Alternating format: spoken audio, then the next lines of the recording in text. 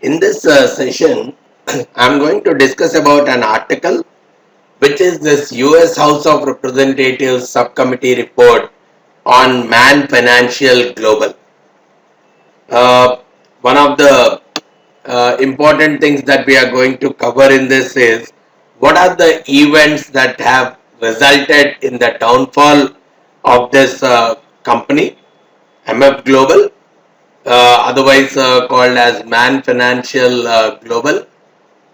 What has led to the failure or downfall of this, in spite of the the former CEO of Goldman Sachs joining as a CEO of this company along with the board of directors, chairman of the board of directors. So what had resulted in the failure of the company in spite of all these things coming into picture, right? So typically a very old experienced kind of a firm, right from 1783 kind of a time period, with some kind of acquisitions and all. Probably MF Global was one of the very big investment management firms, especially with somewhere around $5.7 billion of revenue.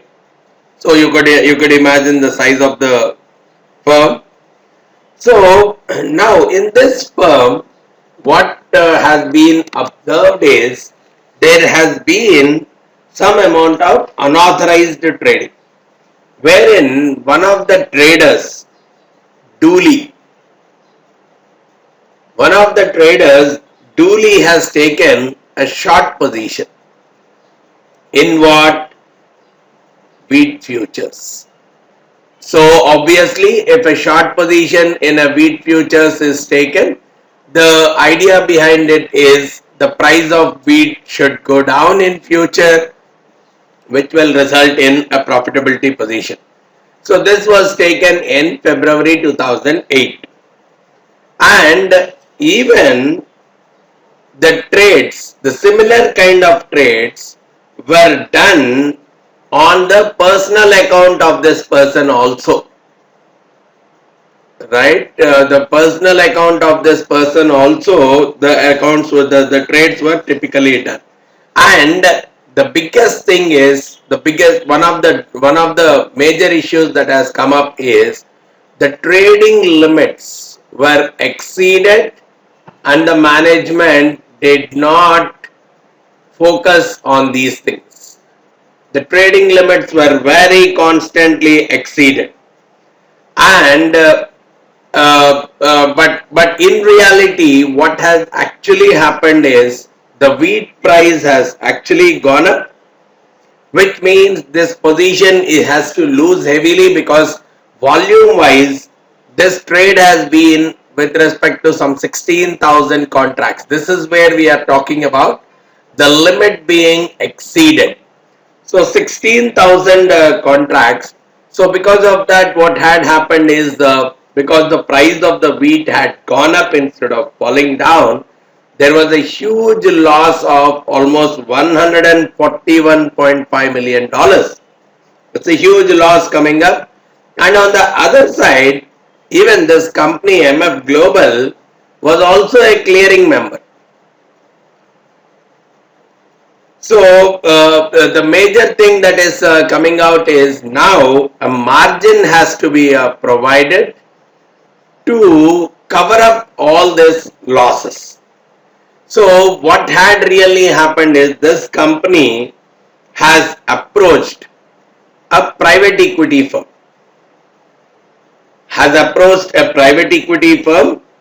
So Flowers and Co, JC Flowers and Co, there is a private equity firm that has been approached for the funding position. Now this private equity firm was willing to inject capital. Almost $300 million is something they were ready to invest against the sale of equity linked securities. What are these equity linked securities? Here we are talking about convertible preference shares. Convertible preference shares, the deal wise, these convertible preference shares have been issued in such a way that JC Flowers is going to purchase anywhere between 150 million to 300 million worth of them, where we are talking about 6% annual dividend, and the conversion will happen at $12.5 per share immediately.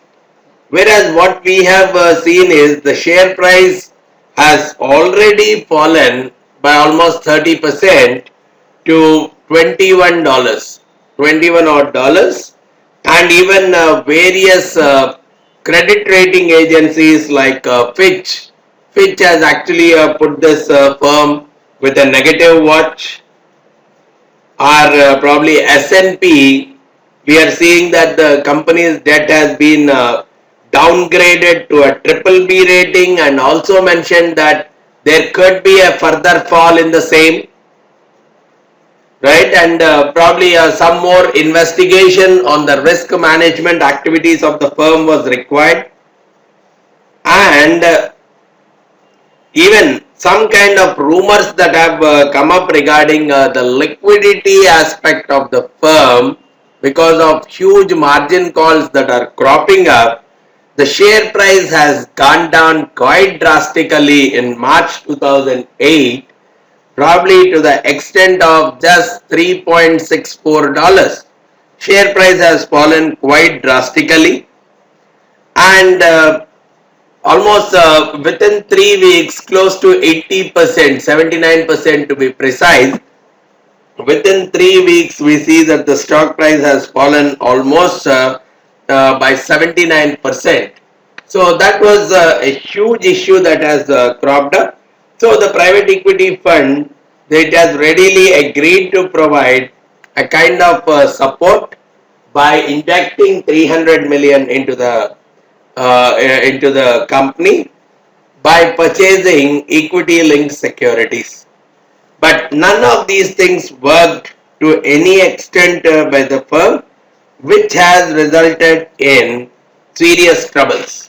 So, if we could typically see the major things that have happened, the investor confidence got very badly affected, because what we clearly see is a share price tumbling by almost 79% in 3 weeks very clearly indicates a fall or shakeout in the investors' confidence.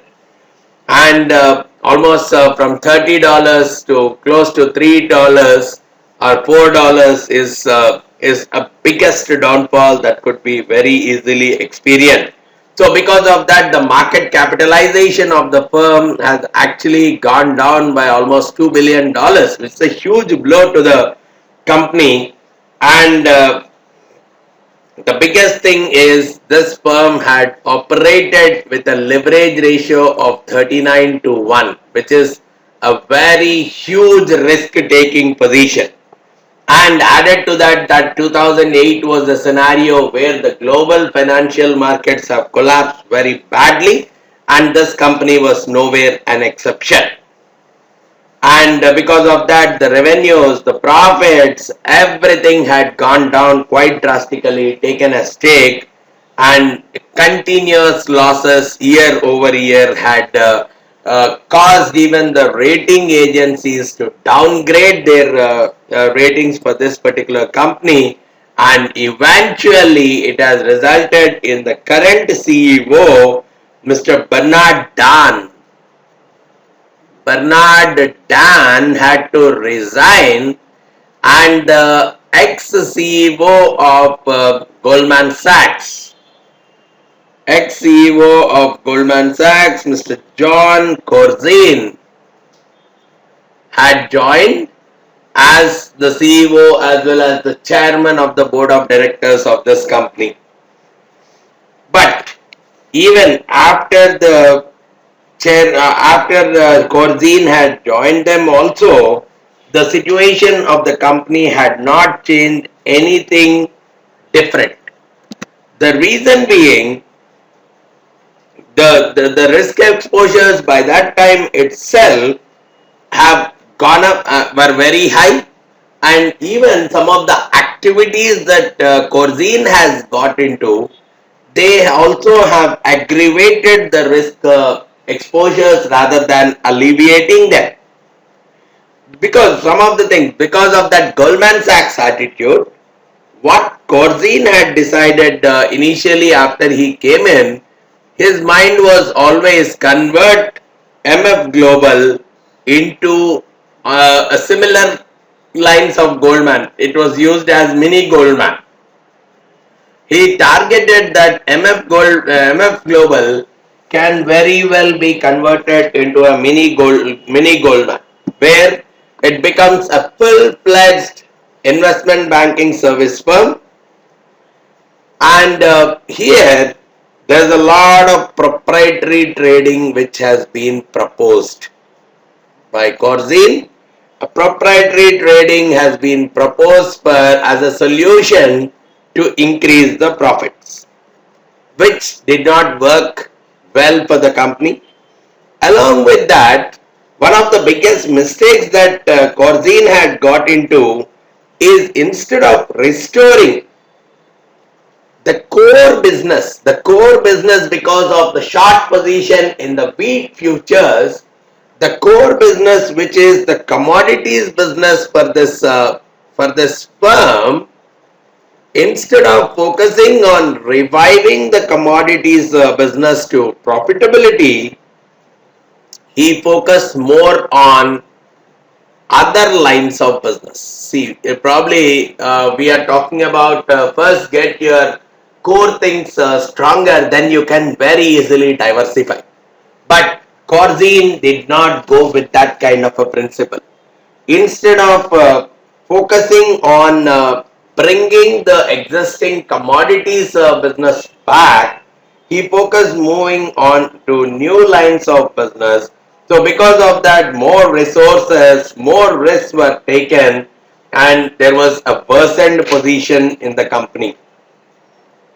And because of that diversification strategy, Corzine was talking about investing heavily in European debt. Another move which did not work out properly. Corzine was suggesting that the investments be made in the European debt, because he was of the opinion that the European debt market is less risky. The bonds there are much less riskier because there is a protection. All these bonds are protected under the European Financial Stability Facility, EFSF, European Financial Stability Facility. So it would be protecting the investors in case there is any kind of a default. But the biggest thing, or the thing which he could not realize in this process, was these bonds. They had significant liquidity issues. They could not be sold off. They could not be liquidated so easily. So there is a huge liquidity risk associated with these bonds, and there is a huge amount of default risk also associated with these bonds. They are not default free kind of stuff. Though so if this, even though the protection is available, after a certain point in time, even the protection will lose its value. So what had resulted is, because of the huge liquidity issues and all, and the liquidity risk was not managed. Even if see, there could be some kind of downgrades because of the default risk associated. There could be a downgrade in the ratings. So what to be done in case the margin calls come up? Do we have a sufficient liquidity backup in case margin calls come up? This aspect has been ignored by Corzine as a part of this strategy. So because of that, there was a big impact on the cash reserves. Complete quick margins, heavy margin calls coming up. the cash reserves, they are getting more and more strained. So the company's liquidity is even more worsening day over day. And the biggest problem is even the management. Corzine himself was behaving more like a dictator. There, the mechanism or the culture, the organization culture was such that challenging Corzine's decisions was very much impossible kind of an affair, which we could clearly see what had happened to the who is he the CRO, Mr. Roseman. What had happened to this CRO, Roseman, who eventually got fired because of going against Corzine's decisions and even informing him that the risk is going to be much, much higher. Because Corzine, if we see, once he had come in, he is supported by almost his long-time colleagues. Where all those people who had been with him for quite some time, all those were surrounding him even here also. So once this Roseman, the CRO, highlighted that there is some huge amount of risk with respect to the European bonds that are invested. The European bonds actually are otherwise called as your RTM strategy, repurchase to maturity. These bonds were repurchased on the maturity date. So there is a huge risk that was inherent in this European bond investment, and the chief risk officer, Mr. Roseman, has highlighted the same to Corzine, and that had resulted first in this person reporting to the COO, not to the board. Earlier he was reporting directly to the board, but now he was forced to report to the COO, and finally he was even got fired and a new person came in his place. The new person who has taken the charge, Mr. Stockman, instead of Roseman, Mr. Stockman has taken the charge as the CEO, as the CRO, the risk officer, instead of Roseman. But what we are trying to see here is the culture. The culture that was existing, no one could go against Corzine's decisions. Because Corzine, this is one more thing which we have issue with respect to the corporate governance. Corzine, he was the chairman of the board of directors even. So his decision will actually go as the final decision, and by preventing Roseman from reporting to the board is listening only to Corzine's opinions, and no one else's opinion is coming into picture at all, because no one else is going against Corzine, and Corzine himself is taking the risk officer's role, and Corzine himself is acting as the chairperson of the board of directors. So Corzine's decision is what is the board's decision. That is what is coming up altogether. So all his trading activities are getting insulated from the risk management oversight, because he made himself as the chief trader. He made himself as the chief trader. And because of this, all his trading activities are getting insulated from the oversight of the risk management process. And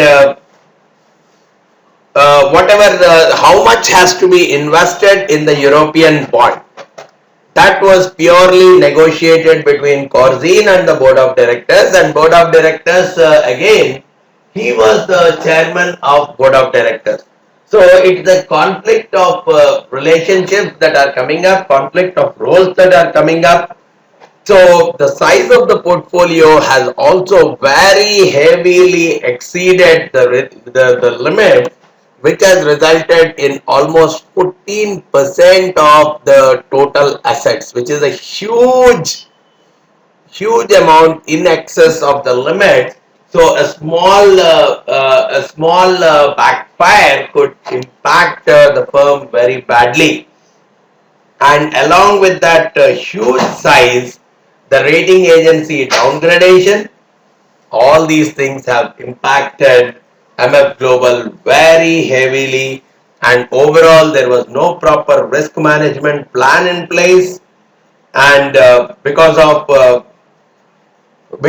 all these things, various departments got very seriously affected because of all these complicated activities or complicated strategies that have been put by Corzine in place.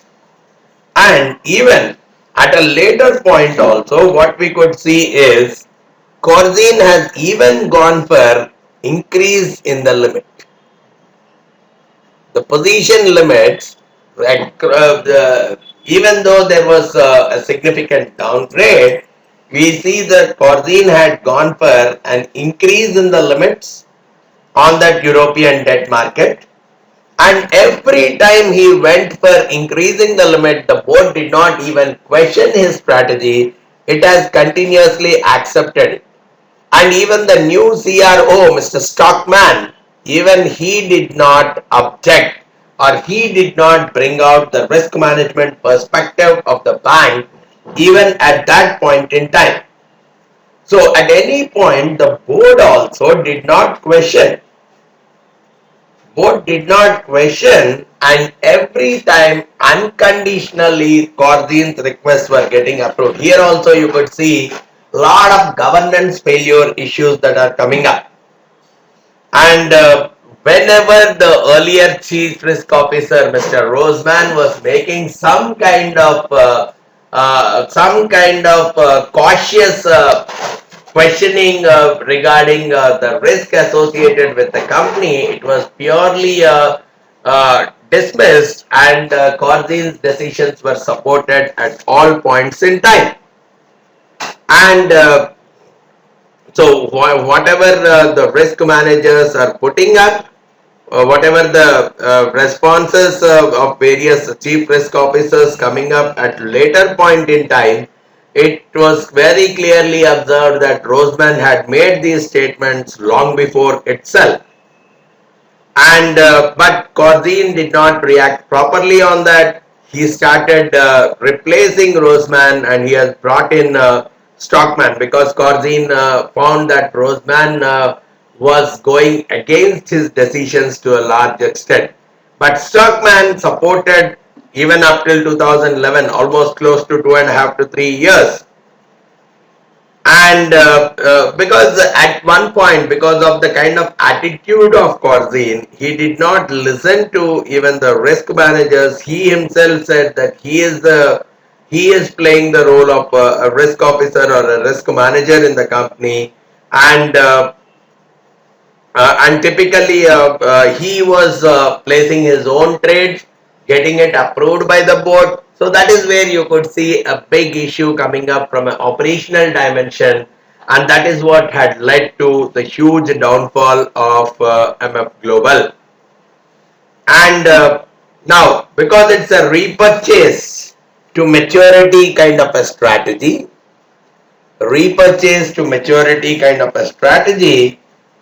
now MF Global, it started buying back. It started buying the European bonds, and these European bonds are used as a collateral. European bonds are used as a collateral for repurchase to market strategy. So whatever the transactions from an accounting dimension, if I look at, the next dimension I would like to look at is with respect to the accounting practices. And from an accounting dimension, if I am looking at these two trades, because there is a purchase of European bonds and using them for repurchase to market kind of trade. As per FASB itself, Financial Account Standards Board, the transactions are treated fairly well because there is being a talk about a sale of bond. It has been recorded as a sale of bonds, and because of that, the RTM, it was being treated as a sale of bonds because I am repurchasing it at a future date, but currently I am selling these bonds.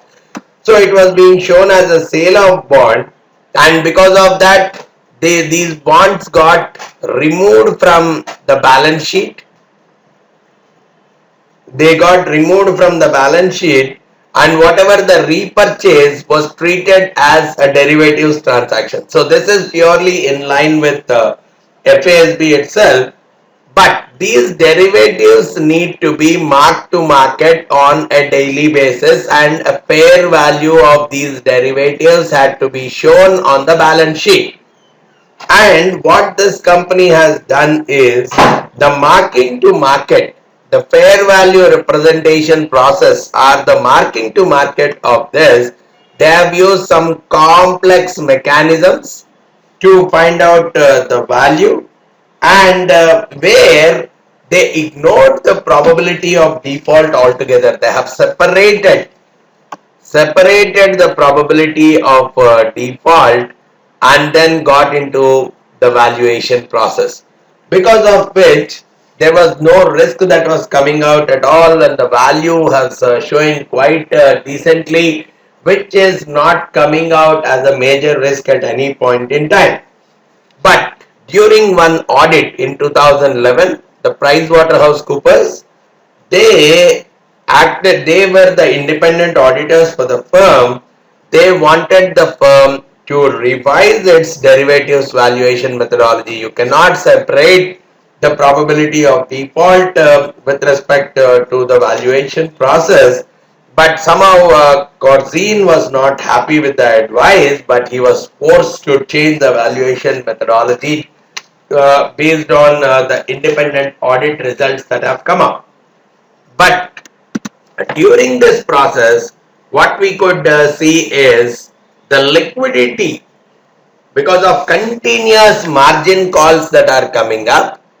The liquidity has taken a very serious effect for the company. So there was huge margin calls because the European debt crisis has worsened.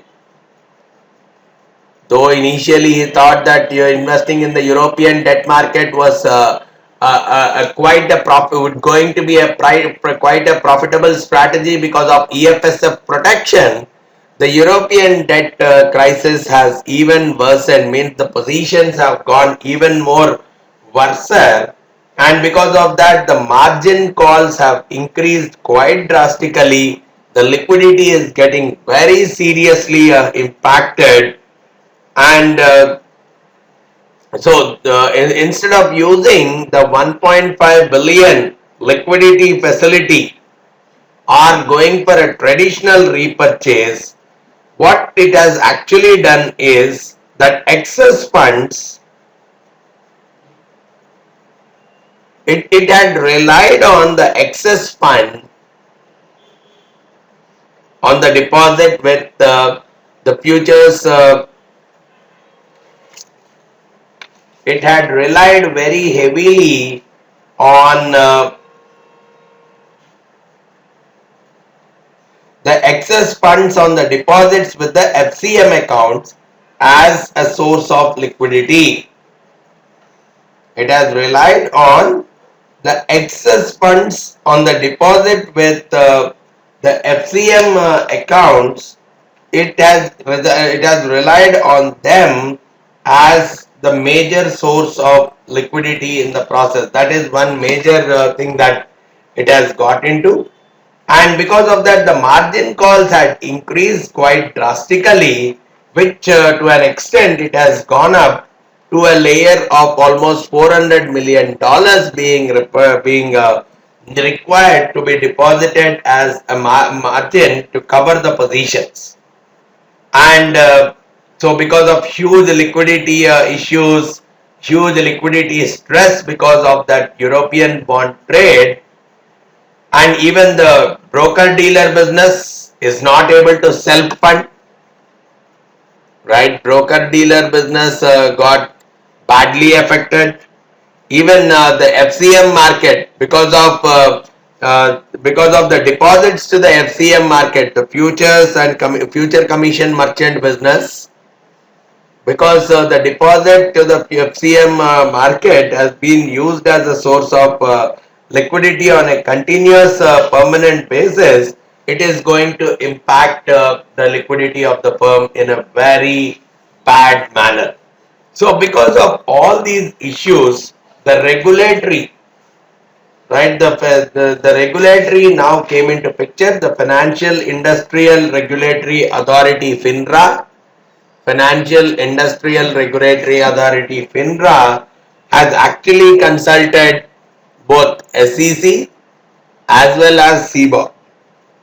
Both the regulators have been consulted, and a new net capital rule for MF has been actually computed, and because of that new net capital rule, the capital that has been required against the European bond positions that got revised. And because the major thing which FINRA could observe was it was very seriously concerned that the liquid assets of the firm were completely insufficient to satisfy any kind of obligations if there was a kind of a liquidation. So whatever the accounting rules that have been followed, whatever the accounting mechanism that has been followed, the new net capital rule, it has to revise the net capital calculation, which has resulted even in a net capital charge also increasing more than double, 287 million, whereas earlier, based on the earlier calculations, it was even only 183 million. So, because the plan that was suggested for the net capital rule was, consider your convertible bond, consider your convertible preference shares. You consider them as, the European bonds, you have to consider them as non-convertible debt. One thing, from the risk calculation perspective, you have to look at them as a non-convertible debt, and on that you go for the value by deducting the haircuts and all associated with the liquidity, and the balance sheet equity. Do not disturb the balance sheet equity, do not convert them, and do not disturb the balance sheet equity. But MF Global had gone against that, but somehow it could not convince, and it has lost the argument. Then the next step was negotiating with respect to a lower capital charge. Actually, there was a higher capital charge that was coming up, so there was a negotiation for a lower capital charge, where the argument that it has brought out was some of the bonds, they were more or less risk free. Some of the bonds were more or less risk free, so they should be treated like that of treasury. So overall, the risk has to be discounted to a great extent, almost by 80%, and the capital charge has to be revised. Even this argument was not encouraged by FINRA. So finally, they have come up that this would be the capital charge as against the 183 million. So towards the last days of the existence of the company, we see that every day, every week, there was increased pressures regarding the liquidity, funding the liquidity, margin calls, and probably meeting up that excess net capital charge that got computed, all these things, and added with that the downgrading of the ratings by all the rating agencies, and finally it has gone to such an extent that customers' funds, this is the most severe aspect, the customer's funds have been used as an act against the meeting the needs of the liquidity. So huge deficiencies, and that is where they have gone for the filing for chapter 11 under the bankruptcy code. This is what had led to huge amount of failures, right? We see lots of market risk related issues, lots of credit risk related issues, liquidity risk, and even the operations risk. So almost all dimensions of risk have come in as a part of this case study. So understanding this case study will definitely help in what all things could result in failures in the markets, and what steps need to be taken to make sure that these kind of huge damages do not occur. All right. If you have any further queries regarding this particular chapter, you can get back to me by giving me a call on the number that I have given below, or you can send in an email at vamsidhar@pacegurus.com. Thanks a lot for listening to this session. Thank you very much.